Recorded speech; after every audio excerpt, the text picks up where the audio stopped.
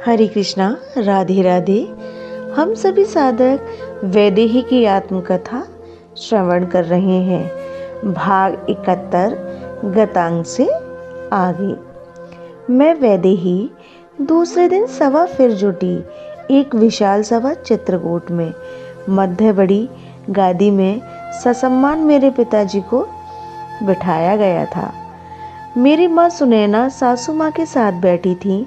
गुरु वशिष्ठ जी, जावाली, अत्रि, अन्य बड़े बड़े ऋषि भी विराजे थे।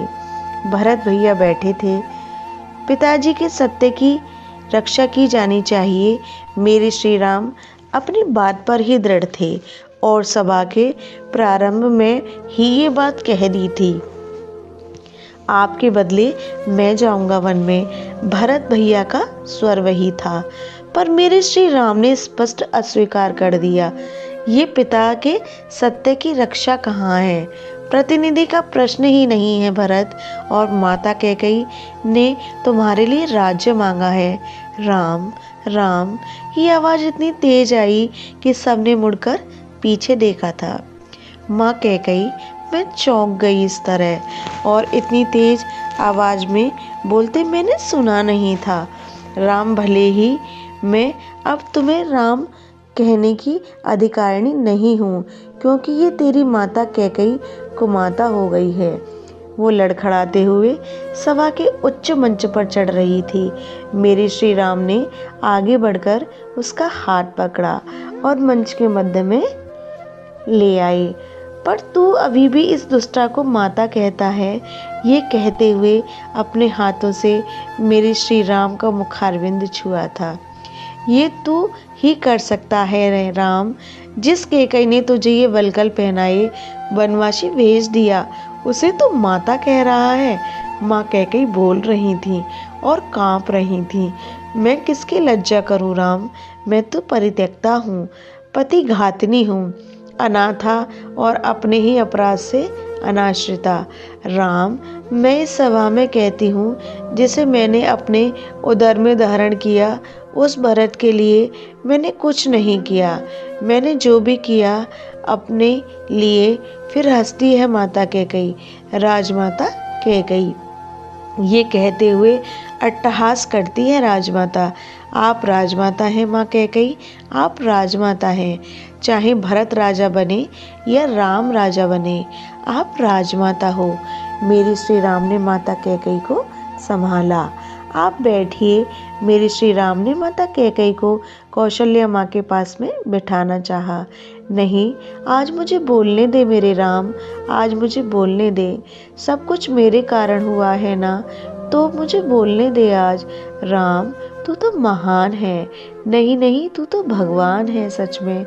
जिस कैकेयी ने पिशाचिनी बनकर तुझे राज्य से निर्वासित कर दिया, उस कैकेयी को बचाने वाला तू ही तो है। नहीं तो इस कैकेयी के शरीर को अयोध्या की सेना काटकर कुत्तों के आगे फेंक देती। माता कैकेयी उन्मादिनी की तरह लाल लाल आंखें करके इधर उधर देख रही थी। हाँ, तूने ही तो मुझे बचाया था राम। और ये सीता, मेरा हाथ पकड़ लिया था कैकेयी माँ ने। ये सीता कल आई थी, रात में आई थी, कह रही थी सेवा करूँगी। सच राम, तेरी तरह ही ये तेरी पत्नी थी। नहीं, तुझसे भी ज्यादा मैंने इसे भी वनवासी कपड़े दिए थे। वलकल इनके गहने उतरवा रही थी और ये कल रात में आई, मेरे पैर दबाने लगी। ओह राम, आपका जिसने भी अपराध किया है उसकी ओर से ये राम आपसे क्षमा मांगता है। मैं समझ गई थी माँ कैकेयी का स्वास्थ्य ना बिगड़े, इसलिए मेरे श्री राम बात को बदल रहे थे। नहीं नहीं, क्षमा तू क्यों मांगेगा रे?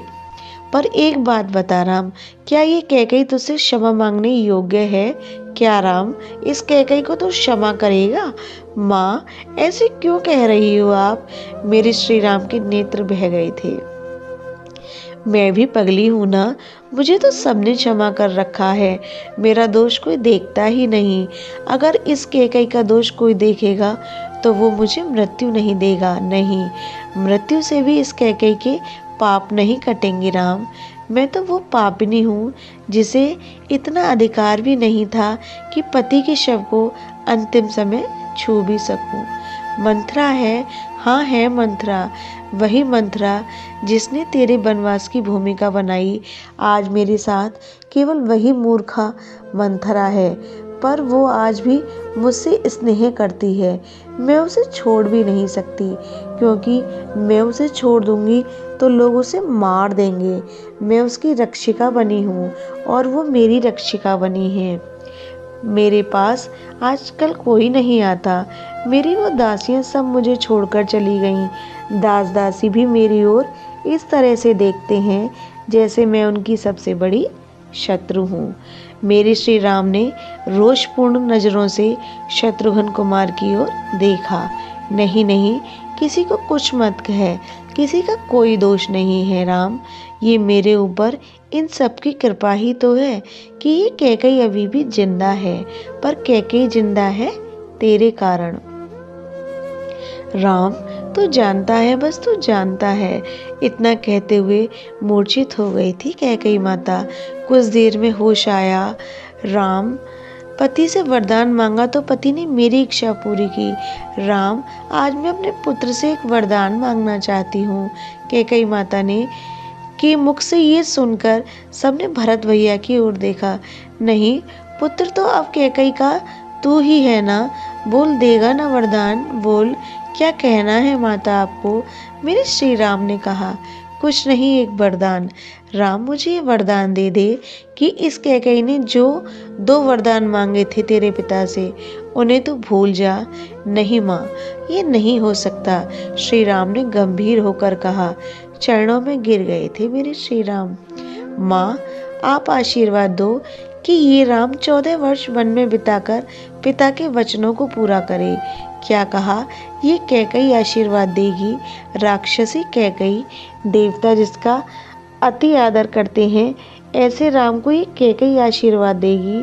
कैकेयी को अपने पति के शव का स्पर्श करने का अधिकार नहीं है। कैकेयी को सती होने की बात मुंह से निकालने का भी अधिकार नहीं है। कैकेयी को अकेले मरने का भी अधिकार नहीं है। कैकेयी को कुछ बोलने का अधिकार भी नहीं है। कैकेयी को अपने वरदान लौटाने का भी अधिकार नहीं है। नहीं है, नहीं है, नहीं है। कैकेयी को कुछ करने का, कुछ कहने का कोई अधिकार नहीं है। ओह, कैसा उन्माद था कैकेयी माता का चित्रकूट में। यह प्रसंग अब यही विश्राम लेता है। हरे कृष्णा, राधे राधे।